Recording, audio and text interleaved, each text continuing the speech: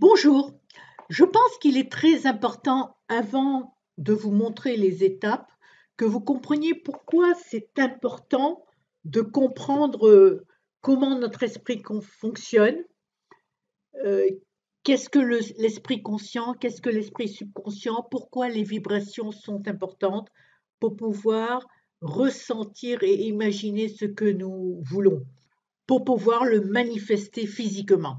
Voyez-vous, en 1934, Dr. Thurman Fleet était très impliqué dans l'art de la guérison et la santé holistique. Dr. Fleet a découvert que dans 99% des cas, nous soignons un effet et non la cause du problème. Par exemple, si vous avez mal à la tête, vous prenez une aspirine. Donc, le mal de tête est un effet. Mais où est la cause? Vous voyez, nous ne soignons pas la cause. C'est pour ça que Dr. Thurman Fleet a dit la cause se trouve dans votre esprit. Donc, à quoi ressemble votre esprit? Si la cause se trouve dans l'esprit, à quoi ressemble votre esprit? Si vous n'avez pas une image claire de votre esprit, la confusion va régner. Mais votre esprit se trouve dans chaque partie de votre corps.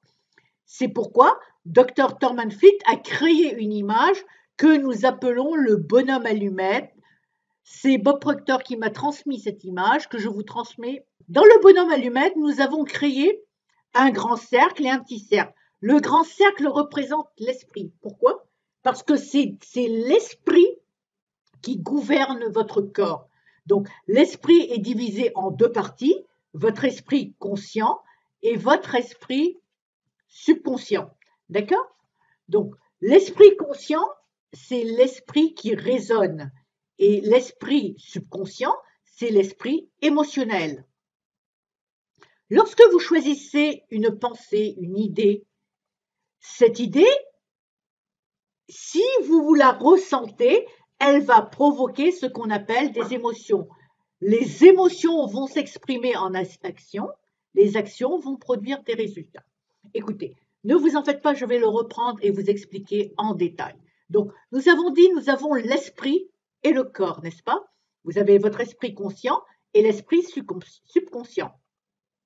L'esprit conscient, c'est l'esprit intellectuel. Donc, votre intelligence, tous vos facteurs physiques, tous vos facteurs intellectuels sont liés à l'esprit conscient. L'esprit conscient peut penser, réfléchir, raisonner. Il peut accepter ou rejeter n'importe quelle idée. Il peut choisir. Il a cette faculté. Donc, l'esprit subconscient, c'est l'esprit émotionnel. Il ne peut pas choisir, il ne peut pas rejeter, il doit accepter. Donc, une fois que vous avez choisi l'idée dans votre esprit conscient et que vous l'imprimez sur votre esprit subconscient, l'esprit subconscient doit accepter, il ne peut pas rejeter cette idée. Donc, l'esprit subconscient doit accepter n'importe quelle image. Il ne peut pas faire la différence entre ce qui est réel ou juste imaginé. À la naissance, votre esprit subconscient, c'est l'esprit d'un bébé, était grandement ouvert. Il n'y avait pas encore l'esprit conscient. Il n'y avait que l'esprit subconscient. Donc, les paradigmes, ça veut dire les croyances, ça veut dire les schémas, les habitudes, se forment très tôt. C'est ce qu'on appelle les paradigmes. Les pensées autour du bébé, les images qu'il voyait, les idées qui étaient exprimées, entraient directement dans son subconscient. Donc, comme je l'ai dit, ces images, ces idées vont se fixer dans le subconscient pour devenir des paradigmes. Pour devenir, cela devient un esprit conditionné. Voici le pouvoir de la pensée. Tout ce dont à quoi je pense par répétition, en répétant la même pensée, je finis par l'accepter et l'imprimer sur mon subconscient, elle devient un paradigme ou des paradigmes. Donc, nous pouvons avoir de bons paradigmes, comme nous pouvons avoir des paradigmes qui nous limitent. Nous pensons, si je vous demande de penser à un bateau, fermez les yeux, allez, fermez les yeux.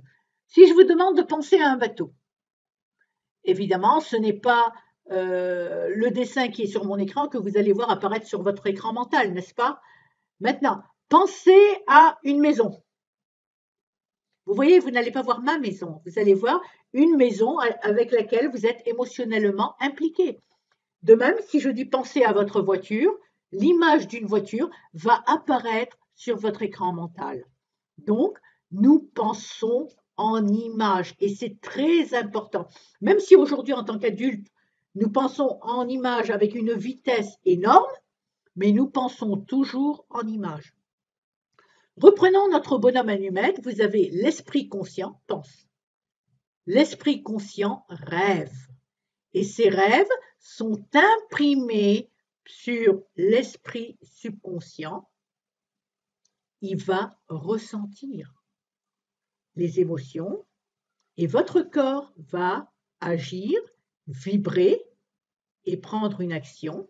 Vos actions vont provoquer une réaction qui ensuite vont modifier vos conditions, vos circonstances, votre environnement pour vous donner vos résultats, les résultats que vous choisissez. Donc, vous avez maintenant compris pourquoi il faut rêver, pourquoi il faut avoir une image claire de ce que l'on veut.